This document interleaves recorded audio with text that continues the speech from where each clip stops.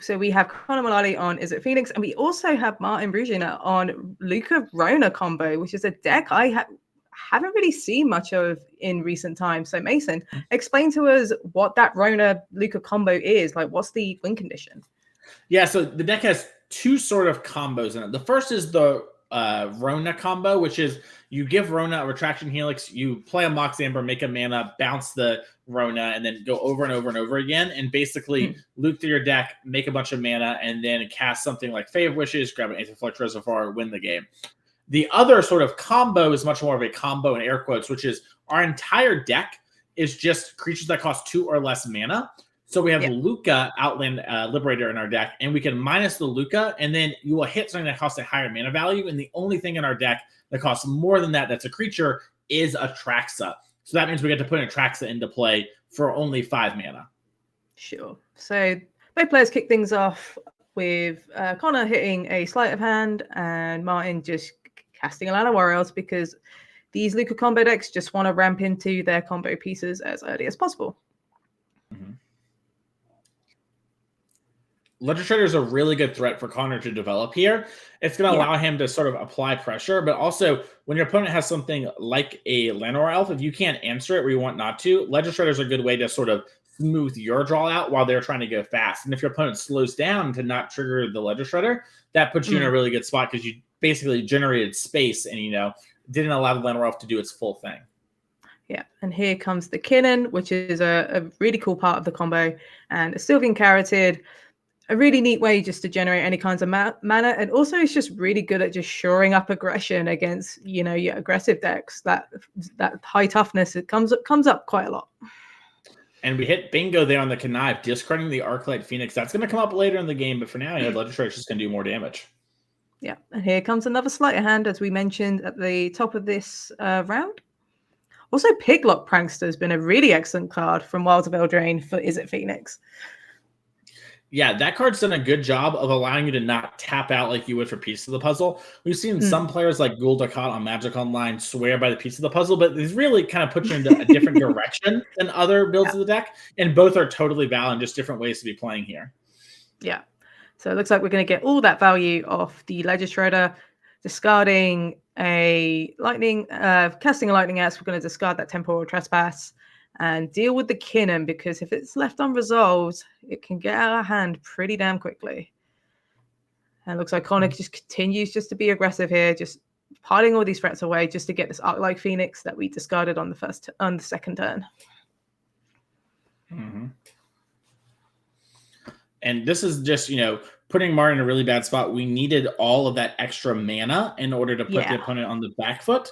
And now we kind of have them, we've lost those early turns and we're getting hit in the air for 5 every turn if nothing changes. And that's just a lot of pressure. Yep. That was a good hit on Thoughtseize, just taking away that treasure cruise. But Connor does have these threats left over that is just going to take over the game if there are no ways of removing them. You never want to play a Fail Wishes defensively. It's true. It's pretty bad in as the Lukka combo player. Yeah, luckily it is buying a little bit of time here, and if we can get to the Lukka, that will mean it's an Atraxa. And with Connor having no cards in hand, if he doesn't draw something like a Treasure Cruise here, could be in a really bad spot. Yeah.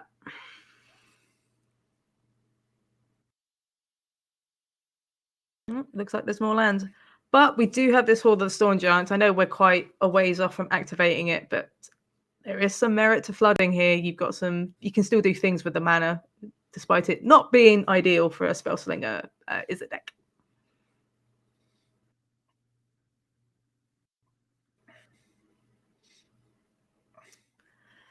These Ledger Shredders are surely doing some damage. So mine is now on to 3. Connor is still on 20.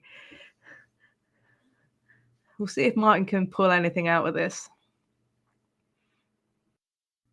If you're Martin, what are you looking to see here? What do you want to draw into? I want to draw Redland Lukka. Yeah. That is, I think, the best way to get out of this spot is just put the Atraxa in play and have the 7/7 lifelinking flying vigilance.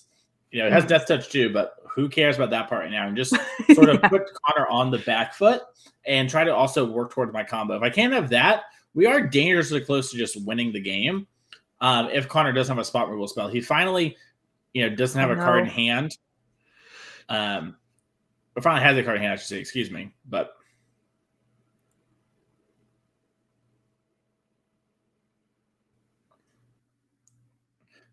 Yeah, and maybe a little bit of a tell there that Connor has some amount of interaction, was kind of thinking on the Rona there, where if you don't have anything, you just kind of want to let it go because your opponent's basically throwing it away to loot again.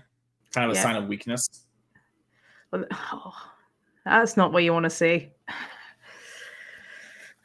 So we have a Lukka in the bin, and we also have an Atraxa in the bin there. Yeah. Looks like we have a Fiery Impulse from Connor there.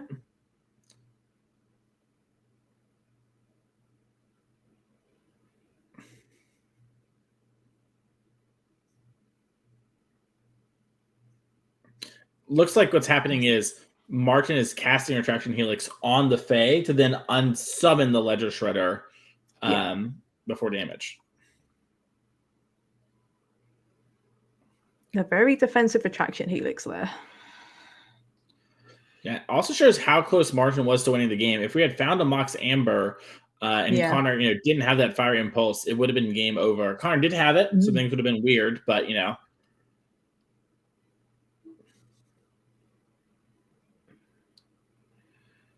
We just replayed the Ledger Shredder. Connor will fire off this Fiery Temper, hitting the Rona and getting a couple of Connive triggers. Yeah, I like this preemptive. Just, you could wait and maybe catch them, but just get your connives going now and figure it out later and just make sure that you're not missing something. Because if we hit something like a Treasure Cruise here, we'd be really happy to sort of find that, draw some cards, move forward, just in case Martin somehow stabilizes.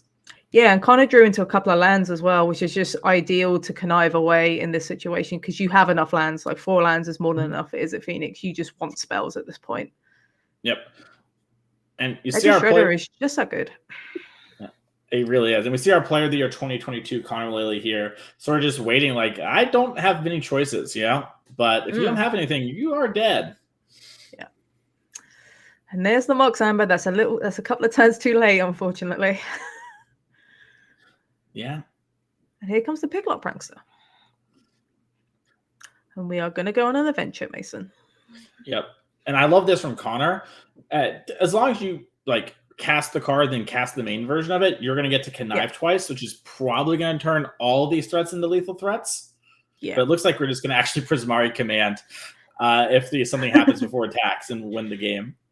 Yeah. It's been some pretty clean playing from Connor. I've got another Retraction Helix. It's going to basically fog this Ledger Shredder again.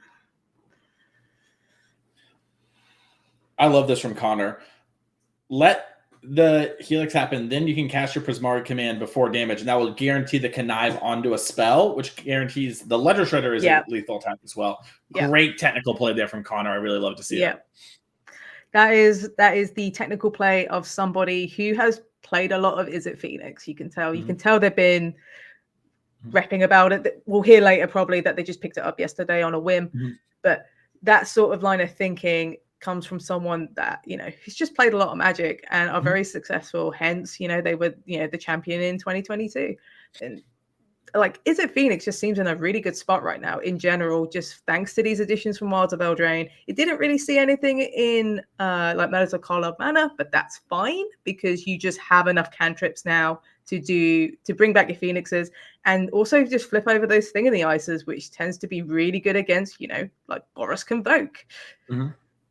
Yeah, the deck's in a really good position and just very efficient. We've seen, Arclight decks in the past in formats like Modern. Just when you have all these cheap cantrips, you can play a couple of the right spells and maneuver through things and end up in a position where you're pretty happy with how everything went. And let's see what Connor has in the sideboard. Yeah, what do you like here for game 2, on the draw? Yeah, Mystical Dispute jumps out to me as a card that might be pretty good. It fights with the Retraction Helix and the Rona. Not the greatest card in the world, but not bad. Negate also is probably better than it looks. Brazen Borrower can weirdly break up the combo. So I like all of those cards. I could see a world where maybe Connor also wants some amount of Young Pyromancers. Typically, you want those to lock the ground up, but maybe he wants to like try and lower the mana curve of his deck and take out some of the other cards that are a bit clunkier and just have some cheap things he can play early that lets him move through his deck. Really depends on how he wants to play the games. That might be a little bit more ambitious than Connor wants to play it, which makes a lot of sense to me. That does make a lot of sense. So let's go to Martin's sideboard. What do you want to bring in here when you're on the draw? This seems to be quite a lot of utility here. Yeah, this is like a lot of this is things that we want to Fae of Wishes for when we're either winning the game or kind of, value Faeing. I imagine that this might be a spot where a couple Fatal Pushes are actually pretty good. We saw how Ledger Shredder can be really frustrating for Martin. So bringing some of those in could be good. And I could also see a world where Rim and Realm Breaker maybe matters in this matchup. Just a card that kind of find more of your pieces and help fix your mana. I'm not in love with Rin and Realm Breaker, but I can imagine this being a spot where it's kind of like for other matchups, maybe like Rakdos, but it's serviceable enough here that we bring it in. Yeah, that makes a lot of sense. So let's go back to the feature match area and watch our players shuffle up and decide their mulligans.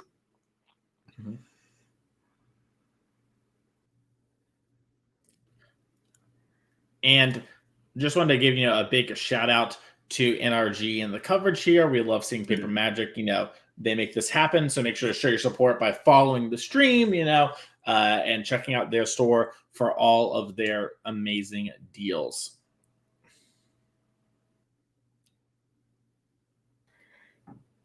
Indeed. So Connor's up a game. In terms of the matchup, who has the better matchup here? Would you go with the Lukka player or would you go with the Phoenix player? I haven't played or thought about Lukka a ton recently, to be honest, but I imagine that it's more favored the Phoenix player. My big thesis basically being you have a lot of good spot removal that slows down the elves and, makes it so that going for the Rona stuff is a little harder. And then you have things like Spell Pierce, Aether Gust, Negate, like we talked about before. All those cards are going to be pretty good against the Lukka half of the deck, which is going to have a harder time having the extra mana because of your kill spell half of the deck. So I think it's really about Connor just getting some threat online and sort of doing like we did last game of just, make the game about top decks and then just hit you with these creatures. For sure.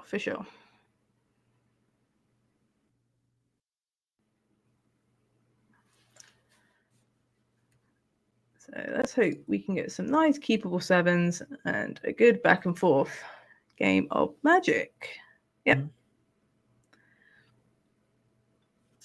So Martin kicks off with a Mana Confluence, taking 1 life and playing a Oath of Nissa.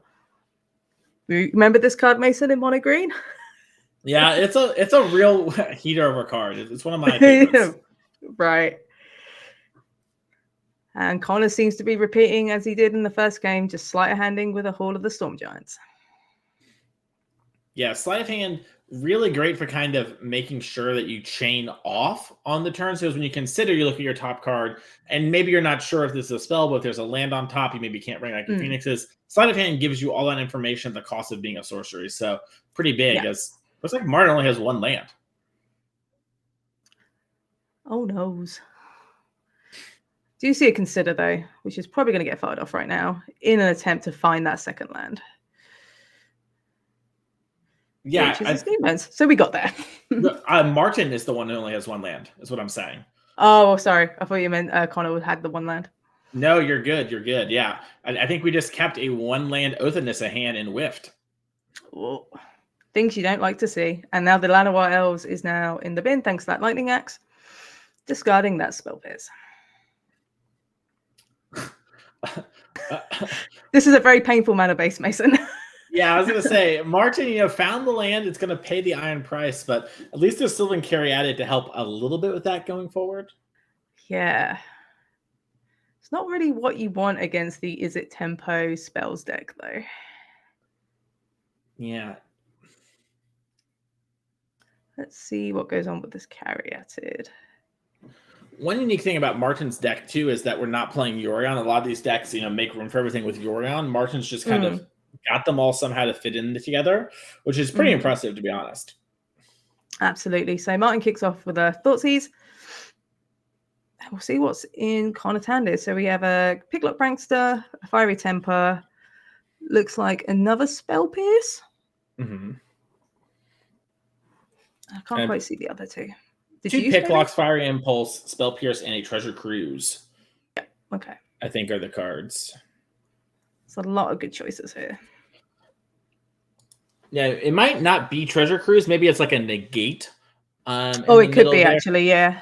Yeah, they kind of look similar there, the boat. So it also makes sense as to why we're tanking, because I think, you know, if it was a Treasure Cruise, it probably would have gotten taken. Yeah, that would have been. I think that would be a pretty quick discard. Oh yeah, that's definitely the Negate. Yeah. Yeah.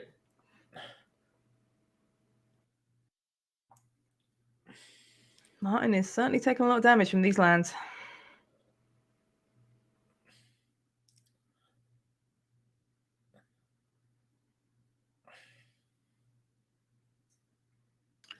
Anger of the Gods is an interesting one to bring in against Lukka combo.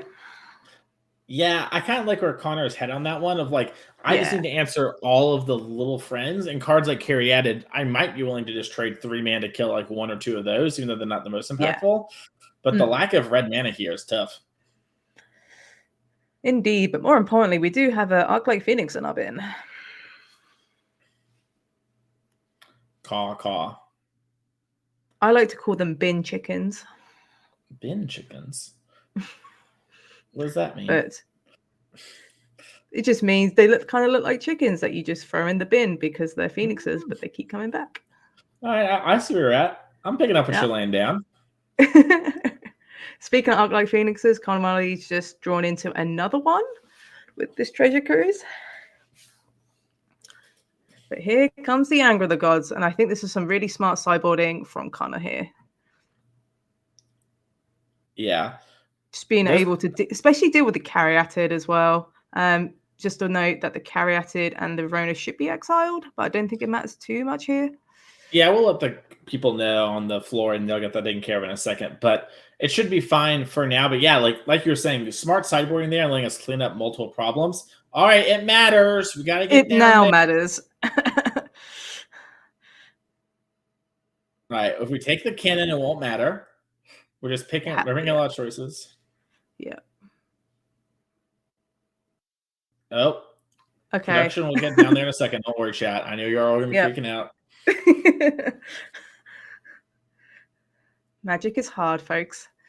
Yep. You should grab Cannon, Martin, because it's the one you can. Yeah, it's the only target. Yeah, it looks like the players have figured it out. Yeah. That should make your decision a little easier. Yeah, and this is also a situation where, you know, Connor probably wanting to be aware of the Amalia deck because, you know, historically Brotherhood's in to kind of replace the Anger of the Gods. Probably what Martin's been playing against, but Connor playing Anger here for Amalia, getting a little side hate on Martin. Yeah. Pretty smart play.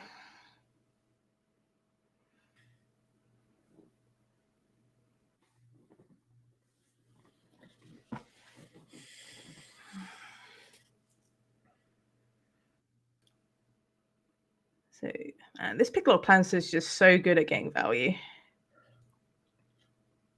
Yeah, it really helps, you know, in a lot of ways. Really opened up the deck. Yeah, just being able to cheap spell more consistently while also filling the graveyard is greatly appreciated in this Phoenix deck. Yeah.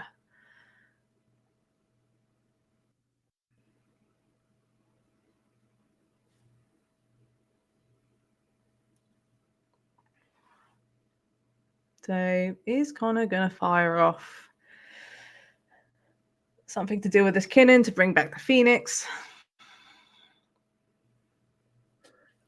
Yeah, and we're kind of seeing what we talked about, right? Like where it's like, well, we're not 100% sure on the matchup, but theoretically Connor can fight over all of these things a lot better than Martin can protect them.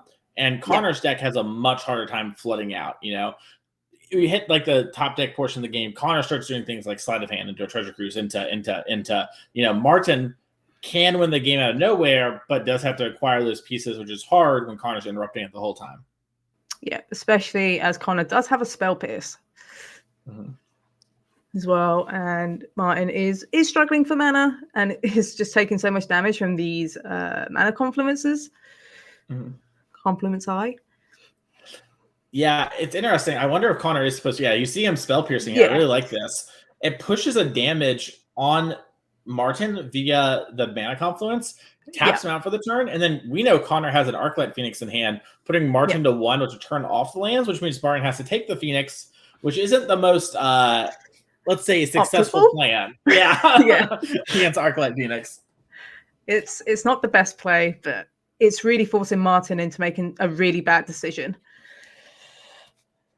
So I quite like this play from Connor.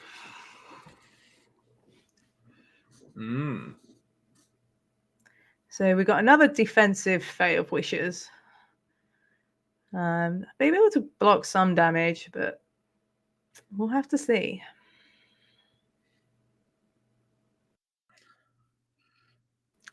Kick things off with another Sleight of Hand.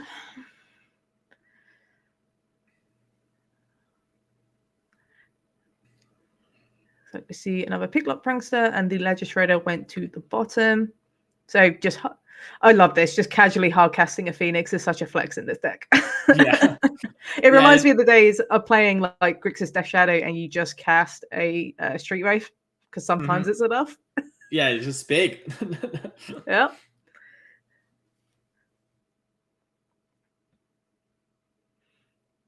Yeah, you see Connor starting to pull. Nothing can really stop him. No, because with Connor, just keep dealing damage, as you mentioned earlier. It's just going to make these mana conflicts just so much worse. Yeah, and this Fire Impulse is super nice too, because now Martin, could put the Fae back in hand if we even had the cards, but we'd lose all these other cards. And it looks like a Fatal Push has dealt with one of the Phoenixes thanks to Revolt of the Fail Wishes, which has managed to stem some bleeding for a bit, but we know Phoenixes in the graveyard is only a short-term thing. It doesn't matter anyway, because it looked like Connor Mullaly just took that down. A pretty convincing 2 games, to be honest. Yeah, it really kind of showed me, had me get a better appreciation for just how tough a matchup this seems for the Rona Lukka deck. And probably part of the reason why we're not seeing this deck that does produce such powerful draws, not see as much play in the format.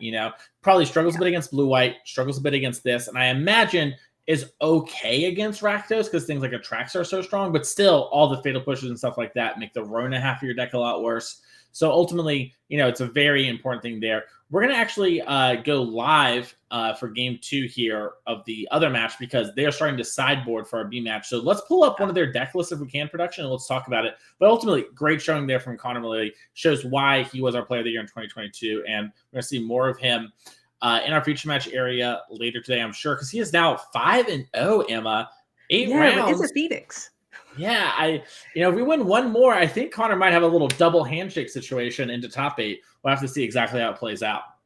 That's what you want as someone. If you can just clean the tables and just take 2 hours off to get some snacks, go for a walk, just get some fresh air.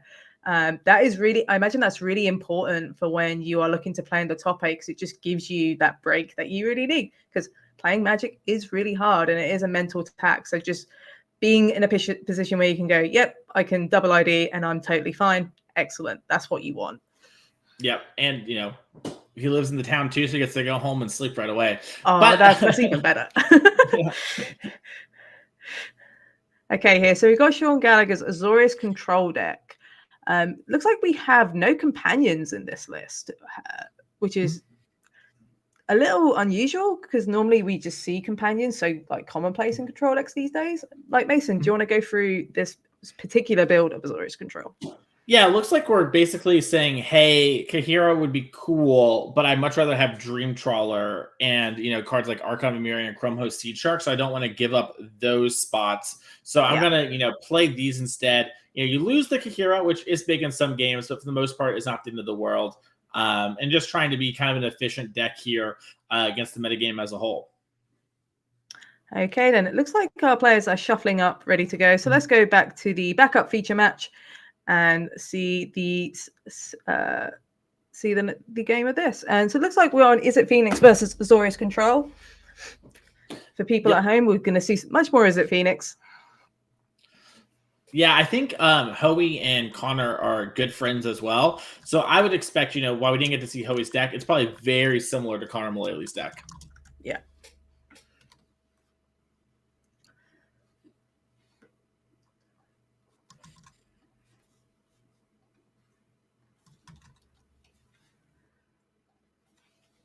Okay, looks like there's a... Just trying to catch up for a moment there. So it looks like Izzet Phoenix brought in the Young Pyromancers, which is a really interesting option against Control, Mason. Yeah, the Young Pyromancer, we talked earlier how it could be really good against maybe like little creature decks, but also here, it's a great way to kind of force the control deck to use more of its answers in spots it doesn't really want to, and fight over fights that, it prefer not to have to do. Yeah.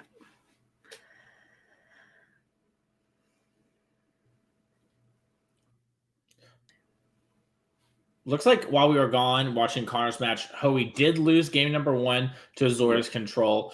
That was something that used to be a lot harder to have happen in the past because you would play things like Galvanic Iteration plus Temporal Trespass. And like I talked about before, when just Make Disappear as the counter spell, you could like throw your Phoenixes at your opponent or try to, overwhelm them on a single turn. Now it's a lot harder. If you no more lies my Galvanic Iteration, well, I don't get to flash it back on the next turn. And it used to be, you Make Disappear. I'm like, whatever, next turn I'll do it. That exile is pretty huge.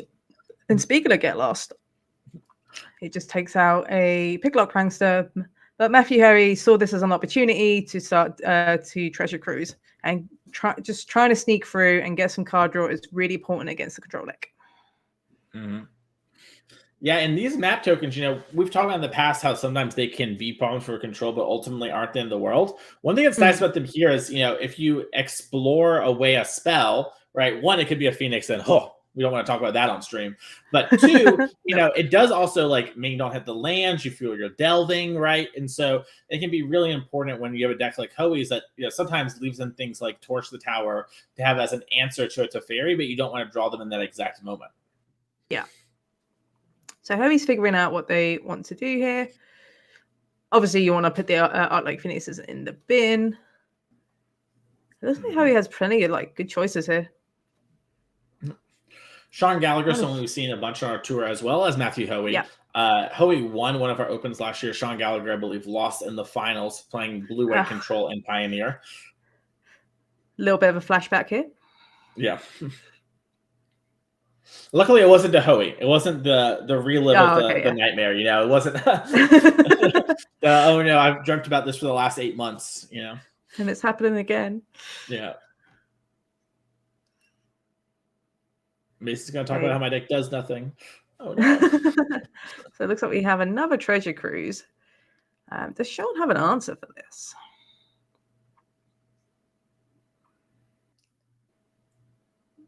The answer is no.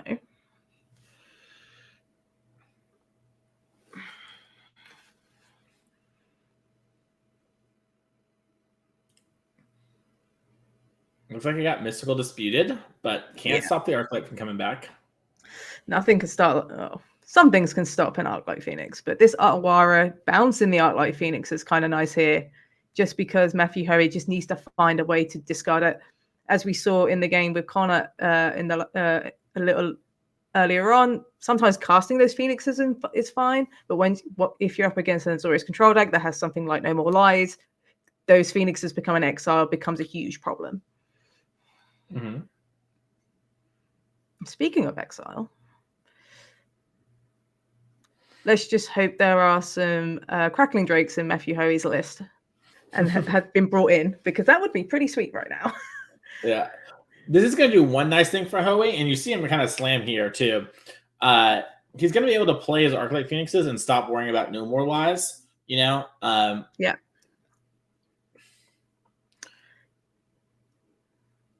We did just get a Django Seat of the Empire. So unfortunately it does exile. Looks like we're just playing the Picklock Prankster. And then Sean's just going to Memory Deluge and try and find more answers, which Azorius Control isn't short of. Yeah. I love that response from Sean there. Basically like, hey, you didn't fight over these other things. I know you have things like Negate, Mystical Dispute. I'm going to Memory Deluge now. I'm a little exposed. I got to make sure I actually get the full value because I will not be getting that 7 flashback this game. Yeah.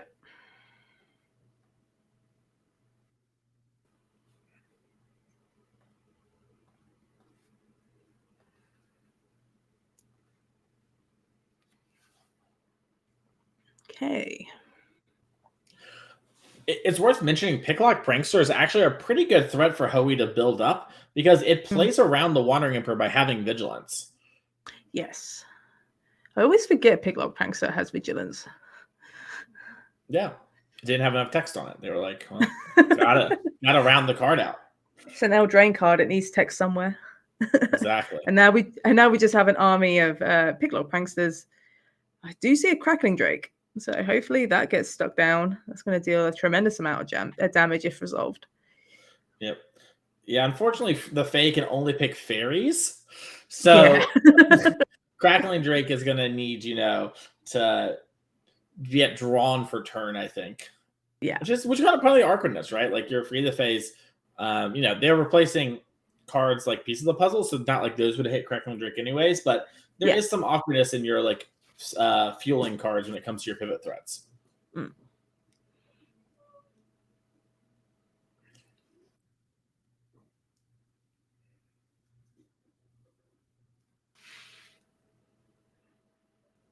Picklock Prankster is getting pretty big. That Young Pyromancer might be good here as well if it can stick down. Might be an alternate win condition at this rate, considering Matthew does not have a way to get these Arclight Phoenixes back. Yeah. I was a little surprised I didn't see Hoey actually play the Arclight Phoenix. I thought he was going to Otawara the recipe, so it looks like he's just going to hold up some more interaction here and cards like Lightning Axe. He knows that Sean doesn't have Kahira or Yorion, which means there might be stuff like Lyra or Baneslayer, which are really tough for him to beat, so he has to leave in things like Lightning Axe. Yeah, and here comes the Narset. Yeah, and that card lines up very well against Hoey's heavy cantrip deck. Things like Consider We Can Cast on our opponent's turn, Sleight of Hand dodges it. It's not lights out, but it is like a very frustrating card. Yeah. You have to trade a lot of resources just to get rid of this Narset. And it just kind of leaves just cards stuck in your hand, which is not what you want as a Phoenix player.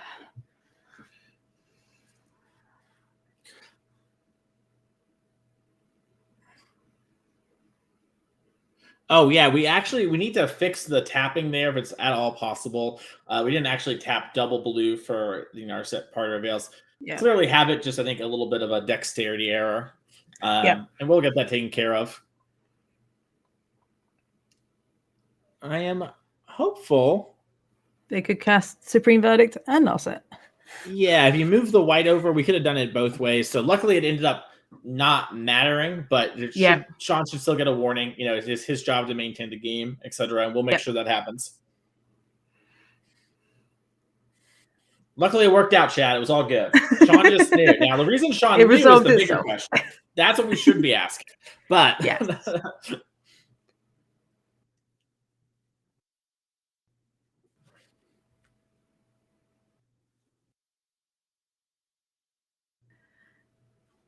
we do have one Arclight Phoenix, which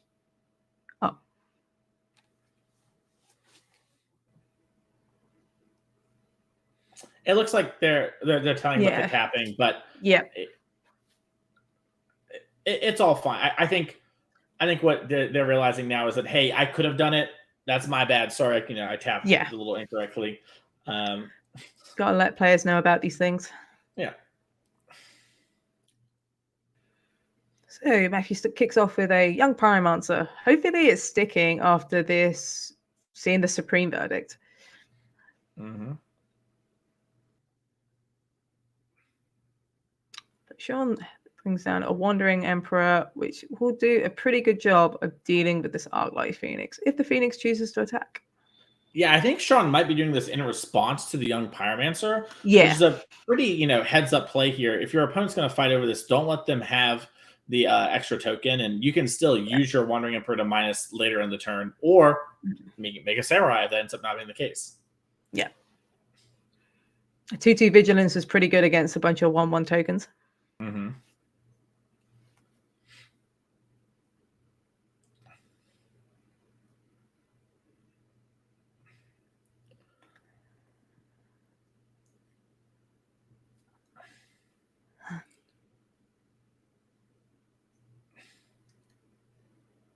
I will say Sean has the best taste in basics. I can't beat a Lightning Plains. The Lightning Absolutely Plains love is the good. Lightning Plains. Yeah. It's no APAC Kangaroo, but you know. It's true. I do love the APAC lands as well. Yeah. Waltzy should bring those back. They're pretty sweet. They are. Nice. Nice. See what Sean wants to do here. He seems pretty in the tank. Yeah, I feel like Sean's trying to think, can I afford to walk into like Dispute plus Spell Pierce or double Spell Pierce? And currently just has 8 mana, so lacking it just a little bit. Yeah.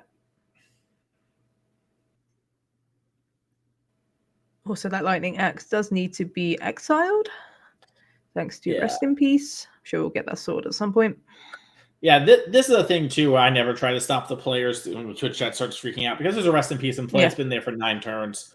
The players are just playing quickly because it is a matchup that can go to time very easily. Yeah, and you see he catches it once he starts looking at his lands. Not the end of the world. Yeah. It does look like Sean has a No More Lies. Not very good when Matthew has 9 mana. A bunch of lands, which is not what you really want as the Phoenix player. You don't really want to be flooding. Mm-hmm. But also how he just has a grip of cards.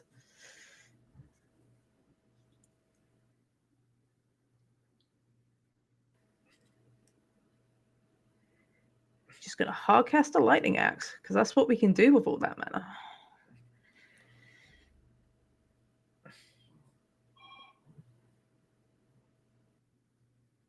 And now Matthew's audibling on whether he wants to Mystical Dispute this No More Lies. Yeah, it's interesting, right? Because if you Mystical Dispute it, you might have like another counter spell that can fight over Sean's last one. You also just pay the 3 mana, and then if Sean has 2, you're like, all right, well, the Anchorage stayed around, but in exchange, I got rid of another counter spell from your hand. We know Sean's bluffing. If you pay that 3, it is over. But it's a tough spot for Hoey to be in.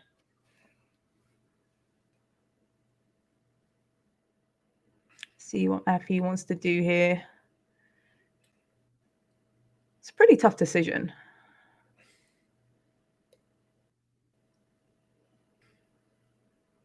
He's thinking about it. Yeah, I think part of it is that Hoey knows that if he disputes back, it all just kind of happens and he has to commit the second one. So yeah. We have so many elemental tokens. This Young Pyromancer is putting a lot of work. Mm-hmm. Doing a good job of kind of squeezing Sean and forcing him to have the right cards at the right time. Absolutely. It seemed really good post Supreme Verdict as well. Mm-hmm. So Sean drops that Teferi, Hero of Dominaria, which has been in his hand for a little while now. But now just feels confident of, I'm just going to start generating incredible value with this quite ridiculous Planeswalker. Yeah. And even though it's probably going to, get taken down this turn, it's going to buy us some time. If we can find something like Farewell or Supreme Verdict, it could be very, very big here. And Sean does have the Castle of Interest in the mana as well, which can do a really good job of, fighting.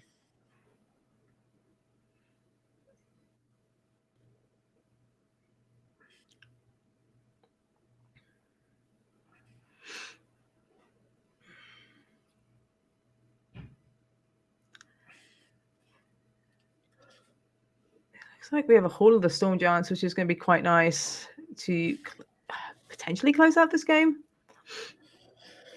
Yeah, it's a weird position to be in where Hoey can make a lot of jump blockers, but like maybe his spells in hand don't line up well with that. So yeah, I think there's another Memory Deluge, which is a pretty good top deck. Hoey's got to be a little happy for once in his life that there's a Rest in Peace in play with him on Phoenix. So you can't get flashbacked. This Negate was pretty well timed. Mm-hmm. Yeah, Sean might be getting bitten by his own resting piece here.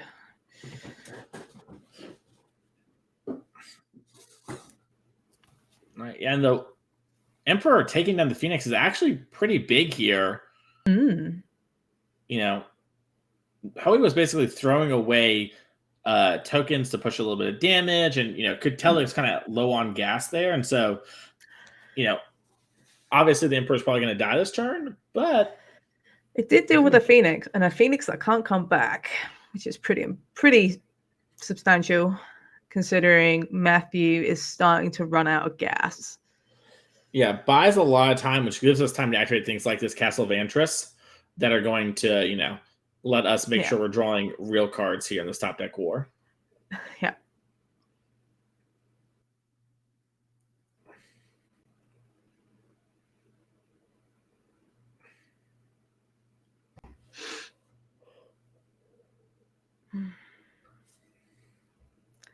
Matthew's definitely in the tank.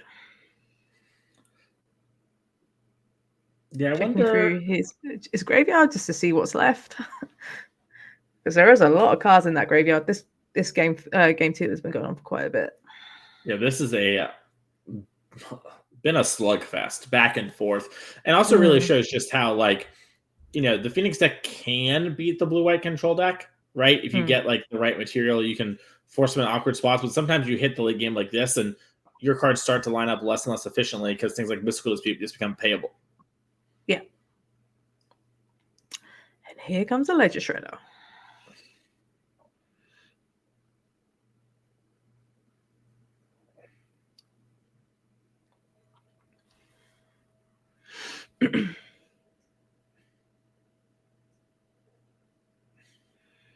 Can Matthew get in the red zone? Looks we have a March.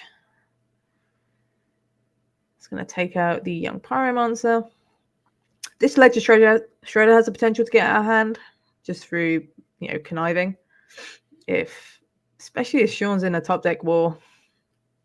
Hopefully we'll see a get lost soon. Yeah, this is the start of what Hoey needs. Yeah. Because currently we have a 9-turn clock, and we can even get this Ledger Shredder to be a 2/4. It looks like we can't. Yeah. Oh no. Hall of Storm Giants, still though, not a pretty land. good land. I think Sean has a Field of Ruin in his mana base. He does, yes. Yeah. That is going to undo some of the scrying that Sean's done, which, he's scrying like 3 or 4 cards to the bottom, but, obviously not dying to the Hall of Storm Giants is a little bit more important. It's Archon of Emeria? Yeah. That is a spicy addition. Yeah, I guess Sean's basically just wanting to prevent any sort of bringing back of Phoenixes and maybe, tax things like the Lightning Axes that could be there to save, his Dream Trawler type cards, because Sean does have that in his sideboard. Yep. So this Archon of Emeria does a really good job of just blocking this Ledger Shredder as well, just reducing that clock that Matthew Hoey is just trying really hard to do here. Looks like Hoey has Temporal Trespass in hand, which is the take another turn spell. Yep. 3, He's going to activate this Hall, I think. Looks like we're going to get some beats. It's going to force this Field of Ruin.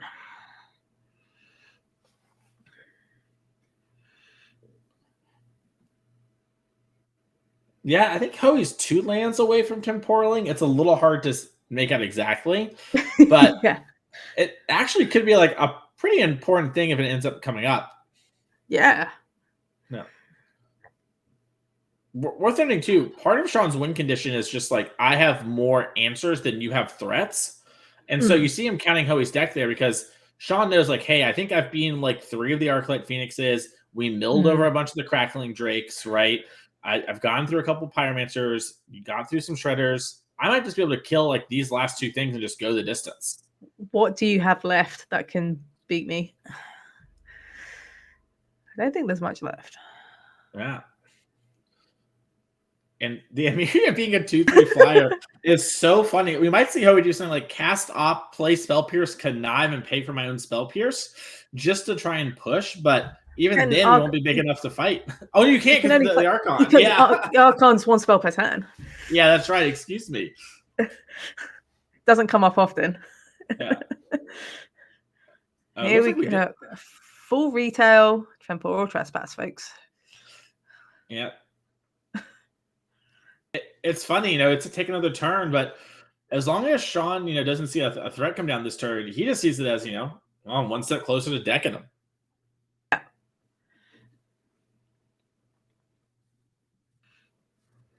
Is this Trespass just a regrowth? Let's find out. Yeah. I will say this Castle Ventress has put in a lot of work for Sean, just being able to sculpt that top draw. Yeah, I think you're just trying to close out. I think Sean might have the distinct honor of the first person I've seen Castle Ventress play a game where they weren't winning and it was actually important. So congratulations to Sean. Yeah. Wear that one proud. Yeah. Worth noting that Sean did draw Doving's Veto, which is just going to get counted here.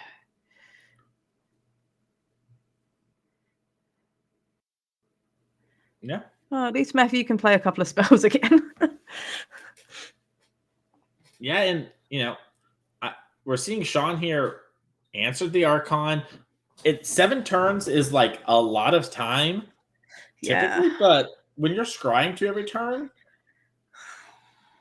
we're seeing Sean trying to figure out like what can I draw? Would I even tap out here? That Castle Ventress, I see. Yeah, the Arden Veil will let us make more. Oh, Arden Veil, my bad. You're good. Don't worry. I was going to act like nothing wrong was said. I got you. Oh, this is a deducing. We're deducing. And here comes the Castle Arden Veil. It's crazy. The best glue token was made in the first set on board. Yeah. No, Deduce here, though, a great card from Murder at Karlov Manor. Just basically the modern equivalent of... Ooh, I guess we still have here we go. How big is this crackling joke? Enough. Guesstimates in the chat. Yeah. And Hoey looks to be 3 cards in deck. I'm really curious to know, does Sean have something like Supreme Verdict left in his deck? Obviously, you could have something like Shark Typhoon that can chump block. We could have, an Otawara to unsummon, but... Sean has played one of the Supreme Verdicts this game. I'm not sure if they have a second. I'm not either. And with time in the round, I can't help but think that this might be a situation where Sean maybe can't win the match. We can only best hope for a draw. And you see how he's sweating it over there, fanning himself.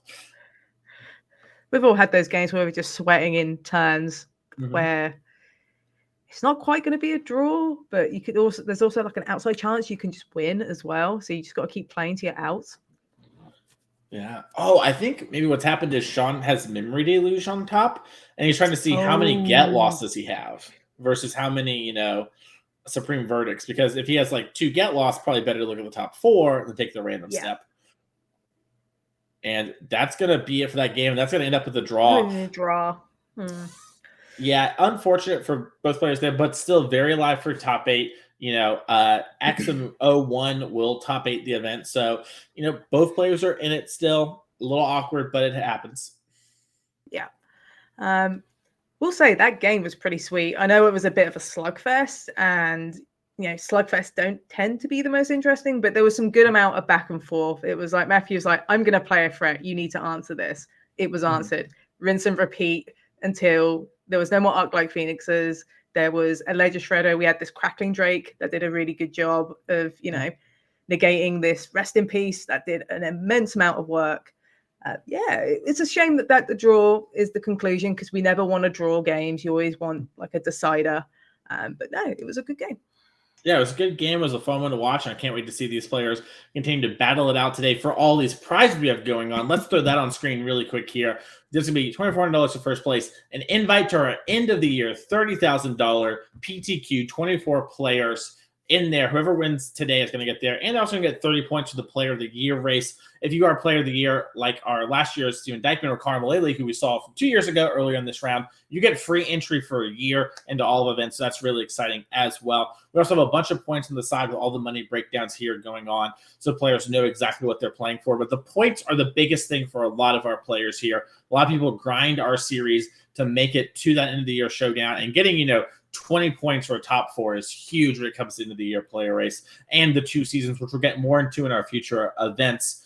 Make sure to follow this Twitch channel. That way you don't miss any of those. And if you win one of these showdowns like today, you get your own custom token as well. We actually see Connor Mullaly on screen here from a few years ago. He and his friends won a team one, and so they got the Goblin Shaman all together.